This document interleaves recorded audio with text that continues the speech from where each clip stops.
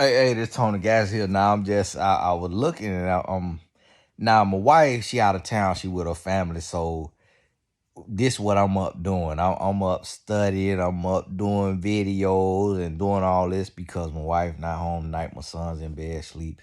But listen to me, I seen, and this what I try to tell y'all, this how you know that this is spiritual. I want you to study the homosexual spirit in men. And when you look at all this talk about Will Smith, former assistant, I think they said a brother named Brother Bilal. Ain't Bilal, it might be spelled a little different, but ain't Bilal the name of the false god that people was worshiping in the Bible? I don't know now, I could be wrong. But that's neither here nor there. But when you look at this brother, he looked like he got that homosexual spirit on him and he sound like it. And look at P. Diddy, the allegations against him. Look at Bill Cosby, the allegations against him. R. Kelly, Russell Simmons. And then just look around in your community, in your city, in your family. See, this homosexual spirit in men, 9 out of 10 times is messy. It wants chaos. It wants destruction. It wants confusion. It wants gossip. It wants backbiting. It wants fame. Look at the NBA player, the former NBA player, Dwight Howard. He calls a homosexual man over to his house. He calls another man who is a transgender, but basically a homosexual man. He himself is a homosexual man. Now, he let the man leaves, the man goes and files a suit. The man tells the whole story, puts this all out in the media. Then here come Dwight Howard. He come online and he cursed people out for talking about him in the bedroom. People only talking about him in the bedroom because the other homosexual man accused him of sexual assault.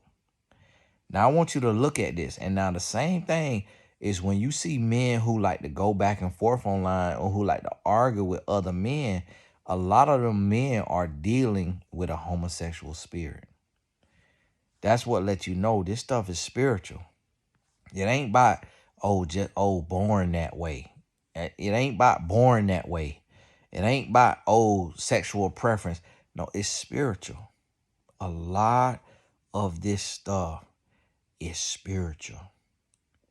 And the goal of that spirit is to destroy families. Is to destroy lives. Is to destroy the nuclear family that God has intended to be in place. People don't understand that we under spiritual warfare. A lot of time we think, this organization, this alphabet organization, all of this right here. No, this spiritual division, this spiritual warfare coming to deceive men, deceive women, destroy men, destroy women, destroy the family. That's what this is about. Causing chaos and confusion. What is God not the author of? God is not the author of confusion. So men of God and women of God don't want confusion. We don't want to be going back and forth online. We don't want to be on gossip blogs. We don't want to be arguing with people. We don't want to have, that's why I don't even like doing panels because of the confusion. The last event I did, they wanted me on a panel. And I'm like, I don't do panels. I do keynote speeches, one voice, one message. And it's the whole coming from the Holy Spirit. I don't do panels because that's confusion.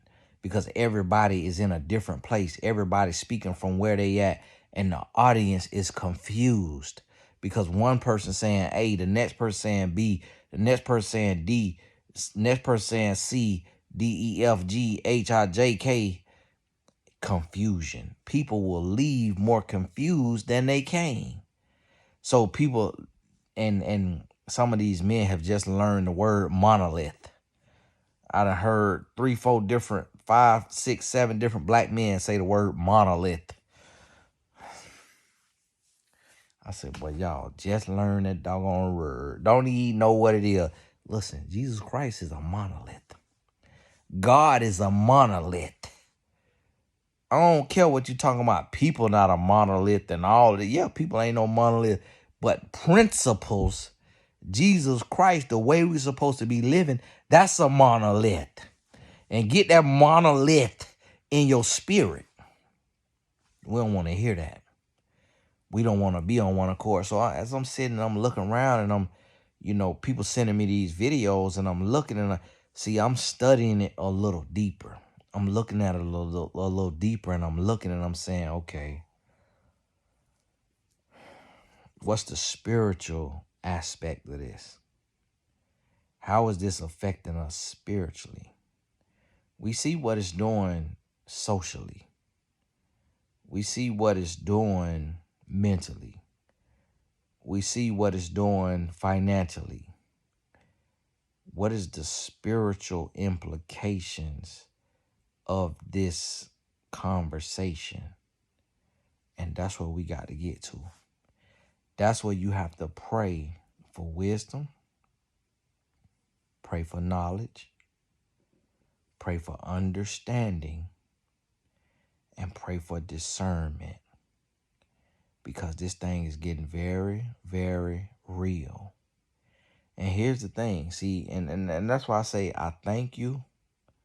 I thank you for supporting me.